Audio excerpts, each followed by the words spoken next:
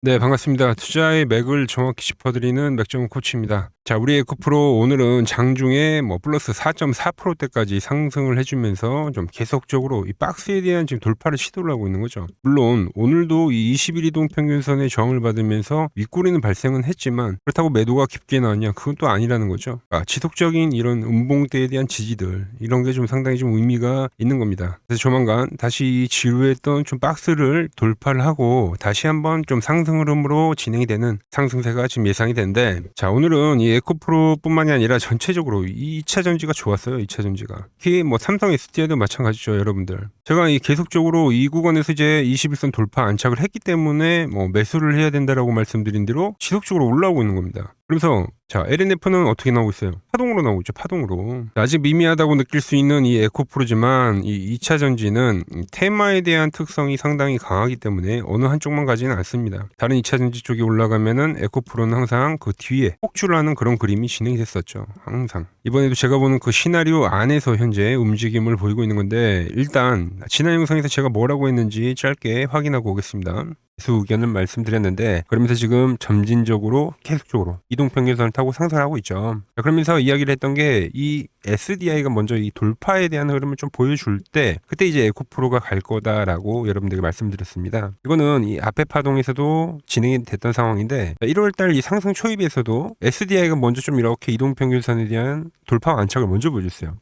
보시다시피 1월 22일 날 18%가 급등을 할 때, 그때 이 에코프로도 그때서야 바닥권을 탈피하고 점진적 상승을 보여줬다는 거죠. 자, 그래서 지금 이 SDI가 계속 가죠, 여러분들. 그렇죠. 전고점 돌파에 대한 시나리오들이 움직이고 있죠. 그래서 빠를 수 있으니까 맥점을 짚어드렸던 거고, 이제 에코프로도 곧 따라갈 거다. 그러니까 제가 보는 그 시나리오에서는 이탈이 된 게 없다는 겁니다. 항상 제가 이야기를 하지만 이 에코프로가 시총 1위를 유지를 한다는 거는 다 이유가 있다는 거를 우리가 좀 명심을 좀 해야 되고, 자, 오늘도 잘 유지를 한 이 에코프로 저야 이 계속적으로 지금 추세 전환을 지금 이야기를 하고 있는데, 제가 왜 그렇게 생각을 하는지 오늘 영상에서도 좀 자세하게 풀어보도록 하겠습니다. 본격적인 설명에 앞서서 오늘 영상의 시청료는 아래에 있는 좋아요 한 번씩 부탁드리고요. 자, 그리고 에코프로 보유하고 계신 분들은 댓글창에 보유라고 댓글도 한 번씩 남겨주세요. 얼마나 이제 많은 분들이 지금 이 에코프로에 집중을 하고 계신지 제가 확인을 해야지 저도 그만큼 더 정성과 시간을 쏟아서 앞으로에 대한 이 더 디테일한 대응 시나리오 짜드릴 수 있는 거니까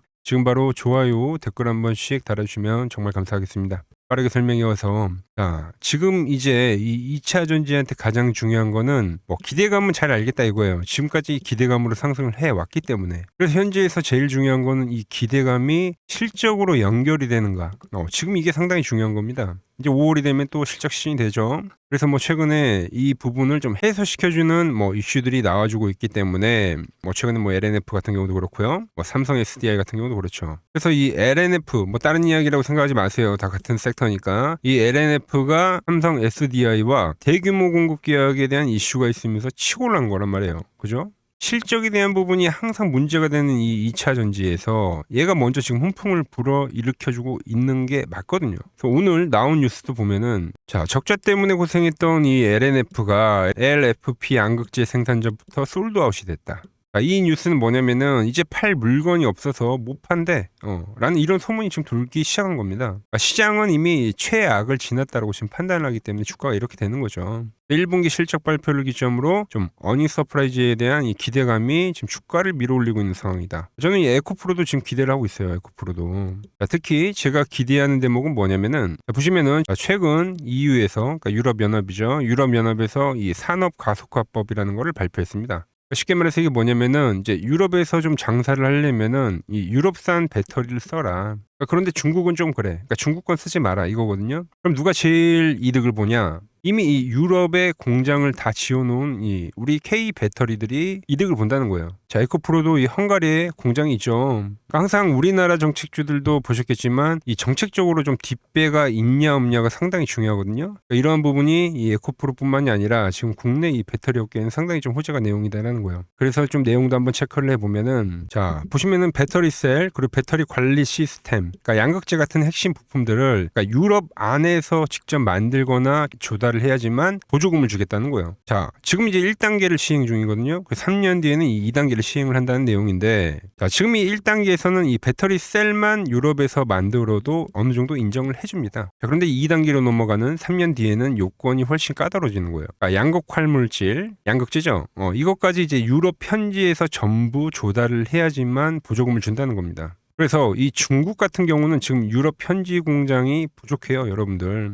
그래서 에코프로, LG 에너지 솔루션 등등, 삼성 SDI 등등은 이미 헝가리뿐만이 아니라, 그러니까 거대한 이미 생산 기지를 다 보유를 하고 있다는 거죠. 즉 이거는 이 중국산 배터리를 끼운 차는 보조금을 좀 받기 힘들게 만들겠다라는 유럽에서 이 선전포고를 낸 겁니다. 자, 여기에 두 번째 법안이 뭐냐면은 외국인 직접 투자 심사가 상당히 좀 까다로워졌다는 거예요. 그러니까 이 6개에 대한 조건 있잖아요. 지금 6번까지. 이 조건 중에서 이제 4개 이상을 좀 갖춰야 되는 건데, 이게 이제 사실상 중국 자본을 좀 겨냥한 거거든요. 그러니까 중국의 거대 자본이 좀 들어오지 못하도록 좀 진입 장벽을 상당히 높인 거란 말입니다. 그러니까 좀 쉽게 말해서 중국 자본이 못 들어오게 좀 깐깐하게 따지겠다.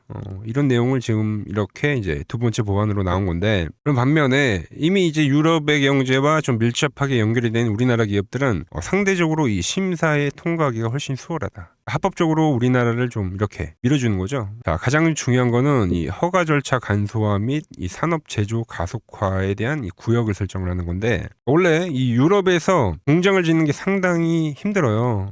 공장을 하나 지으려고 하면은 환경 평가다 뭐다 해서 이게 상당히 몇 년씩 걸립니다. 하지만 이 간소화 덕분에 현재 이미 진출해 있거나 이제 추가 증설을 계획 중인 한국 기업들은 훨씬 더 이 공장을 빨리 완공하게 되고 시장에 대한 이 선점 효과를 준다라는 거죠. 그러니까 이러한 부분들이 현재 문제가 되고 있는 이 2차 전지에 대한 이 실적적인 부분을 해소를 해줄 거다라는 거예요. 그러니까 주가라는 게 원래 이런 좀 제도적 변화를 먹고 사는 거거든요. 우리나라 같은 경우도 대선 전에 정책주들이 가고, 지금은 이재명 대통령이 신재생 이야기를 하니까 신재생이 가고, 우리 이제 정부에서 이 2차 전지를 핵심 정책으로 계속 미는 이유가 있다. 아시겠죠? 최근에 이제 2차 전지 쪽들이 좀 강세로 돌아선 이유들이 여러 가지가 있지만, 이제 이런 것들이 좀 이 가시화되고 있는 그 국면이다라고 저는 생각하는 겁니다. 자, 여기까지 좀 이해를 하셨으면은 아래에 좋아요 한 번씩 부탁드리고요. 자, 기술적으로도 좀 보자고요. 제가 이제 가장 많이 이야기했던 게 이 코스닥과에 대한 동기화입니다. 그런데 최근에 시총 1위를 이 삼천당 제약한테 잠깐 뺏겼단 말이에요, 여러분들.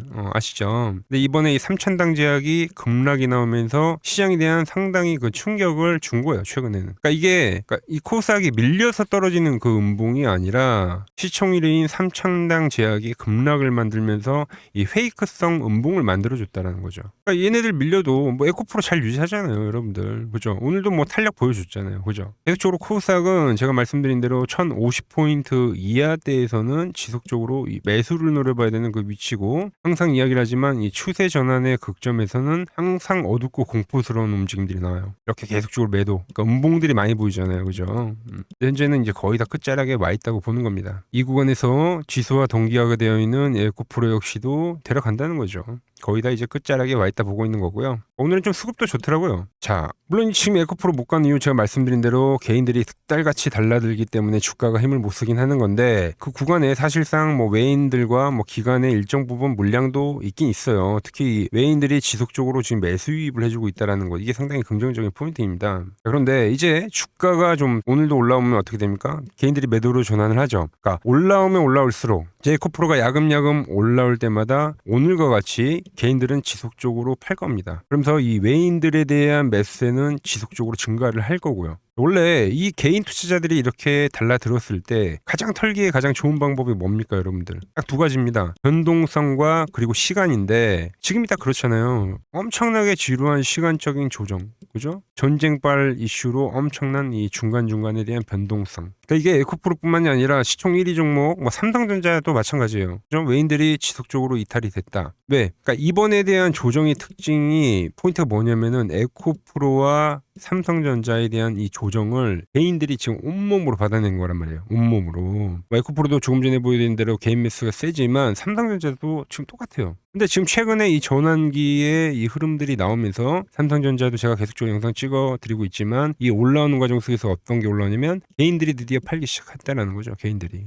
이게 전환기에 나온 현상이에요. 이게 왜 그러냐면 지루한 시간 조정을 견뎠기 때문에 일단 이 불안 심리가 상당히 지배적으로 자리를 하고 있습니다. 그러면서 이 종목들이 조금만 이 상승세가 나오면은 이 불안 심리로 인해서 약수익 처리를 하던가, 아니면 물려있던 게 이 본전에 오면서 이 본전 심리가 좀 발동을 하면서 이제는 이 올라오는 과정이 발생이 되면 개인들은 매도로 전환이 되는 거죠.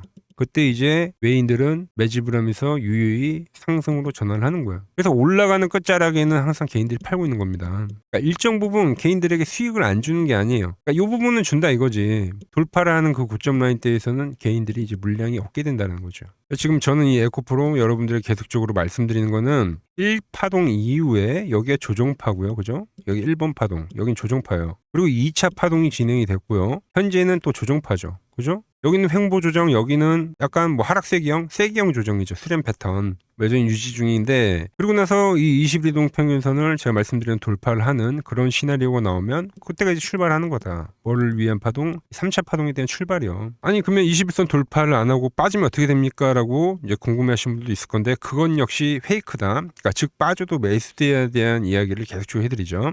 제가 보는 맥점 차트로도 한번 보면, 물론 이 지금 밴드 안에 안착을 하지는 못했어요. 그래서 이 파란 밴드에 대한 폭까지도 남아 있지만, 그죠? 그렇다고 해서 이 전쟁이 발발했던 이 음봉대를 깨느냐? 그거 아닙니다. 그러니까 이 페이크가 발생하더라도 페이크 주고 가냐, 안착을 하고 가냐, 뭐 약간 그 차이. 지금 현재는 작은 박스를 그리고 있는데 뭐 깨짐이 발생되더라도 그거는 매도가 아니라 매수에 대한 마인드를 유지를 해야 된다는 거죠. 즉 그 구간까지는 세력들이 좀 지속적인 흔들기가 발생하더라도 털리시면 안 된다는 이야기를 하는 거예요. 여러분, 제가 이 에코프로는 과거의 이 상승 구간에서도 추세 전환이 마무리가 될 거니까 기가 막히게 여러분들에게 다 맥점을 짚어드렸던 거 다들 기억하시죠? 특히 이 지루한 조정기 때마다 제가 뭐라고 말씀드렸습니까? 그러니까 제발 이런 조정 구간에서 털리지 마시라고, 끝까지 잘 홀딩을 하시라고 수없이 좀 강조를 했던 거 잊으시면 안 됩니다. 그러니까 지금도 마찬가지예요. 혼자 지금 이 대응을 하다가 세력들이 이 흔들어대는 이 구간에서, 이런 조정 구간에서 아까운 물량 다 뺏기지 마시라는 거죠. 맥점이 그 깨지는 위기에 대한 그 순간, 그리고 우리가 다시 지금 승부를 걸어야 되는 이 진짜 맥점은 제가 끝까지 같이 지켜봐 드린다는 거죠. 자, 그리고 지금 꼭 여러분들 명심해야 될 게 하나가 있습니다. 현재 조정, 뭐 이때의 조정보다 상당히 좀 길게 발생이 되는 거죠. 자, 길이가 긴 만큼 힘을 응축을 하는 거고, 지금 이 현재의 위치에서는 예를 들어 과거에 있는 노란 밴드에서 우리가 매수를 노렸다고 하면, 파란 밴드가 오면 제가 뭐라고 합니까? 그때는 이제 강력한 이 중기적 저점의 가능성이 크다고 했죠. 지금 이 어느 때보다도 이 조정 이후에 지금 강력한 맥점이 형성이 되고 있다는 거예요. 제가 오늘 정말 목이 터져라고 여러분들에게 강조를 했던 그 내용들 머릿속에 꼭 집어 넣으셔야 합니다. 자, 그래서 제가 내일 오전 이 9시에 세력들이 이 본격적으로 좀 방향을 틀기 전에 우리가 좀 먼저 움직여야 합니다. 제가 말씀드렸던 그 기술적인 내용들, 그리고 특히 제가 이 수급에 대한 비밀 말씀드렸죠. 이 대응 시나리오 제가 다 짜놨으니까 꼭 미리 받아보시기 바랍니다. 나도 이 맥점 코치 시나리오대로 제대로 한번 승부를 보겠다 하시는 분들은 지금 바로 아래 번호 보이시죠? 010-6518-5019로 맥점이라고 문자 한 통 남겨주세요. 우리가 남들보다 한 발 앞서야지 이 수익도 앞서갈 수 있는 겁니다. 지금 바로 문자 남겨주시고요. 자, 그리고 하나 더 말씀드리면, 제가 지금 이 전 세계에 터지는 이 사건들 단순한 갈등이 아니다라는 이야기를 했죠. 본질은 이 에너지 전쟁입니다. 여러분들, 에너지 전쟁. 자, 미국이 베네수엘라를 손을 보고, 그죠? 그리고 이 이란도 압박을 하면서 유가를 지금 흔들고 있잖아요. 이게 뭡니까? 그러니까 단순히 이 기름값을 올리려는 게 아니에요. 그러니까 진짜 목적은 이 에너지에 대한 주도권을 쥐고 흔들겠다. 자, 유가에 대한 상승. 유가가 오르면 어디가 제일 빈명을 지릅니까? 그러니까 당연히 이 기름 한 방울이 안 나는 나라들이죠. 특히 우리나라 같은 아시아 국가들.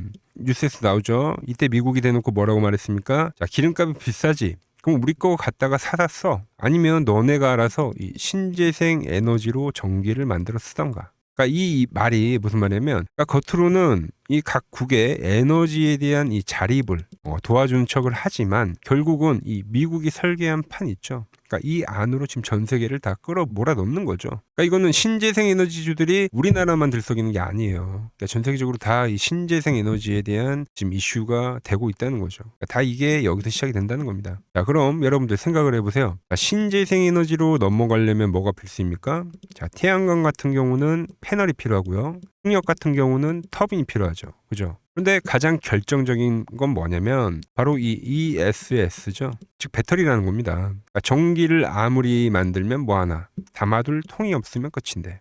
여기서 이제 미국의 의도가 정확하게 나온다는 겁니다. 지금 뭐 유럽도 마찬가지지만 미국도 핵심 광물이나 부품은 어디 걸 쓰지 말라고 합니까? 중국 걸로 쓰지 말라고 하는 거예요. 어디 걸 쓰라고? 미국이나 한국이나 일본, 그러니까 동맹국가 기술들만 써라. 그러니까 이게 여러분들이 매일 듣는 IRA, 인플레이션 감축법의 실체인 거죠. 결국 미국이 의도하는 거는 중국을 좀 따돌리면서 지금 이 전 세계 AI 시대에 대한 이 전력망을 미국이 통제를 하겠다는 거예요. 미국이. 그런데 우리나라는 나쁜 게 아닙니다. 왜? 이 막대한 호재를 누가 다 가져가냐? 대한민국이 가져가요, 여러분들. 정부가 2차 전지를 국가 전략 산업이라고 괜히 밀어준 게 아니라는 거죠. 왜 에코프로가 시총 1위의 자리를 계속적으로 위협을 하고 지키고 유지를 하겠냐? 이걸 생각해야 된다는 겁니다. 반도체도 마찬가지잖아요. 그죠? 그러니까 정리를 하면은 전쟁발 이 유가 쇼크가 에너지에 대한 자립을 강요를 하는 건데 그게 이제 ESS 배터리가 필수제로 가는 그 자리인 거고 그러면서 이 2차 전지 쪽이 전체적으로 다 수혜를 본다라는 그 시나리오로 가는 거죠. 이 거대한 흐름 안에 이 에코프로도 딱 박혀 있다는 겁니다. 그러니까 방향성은 좀 정해져 있다.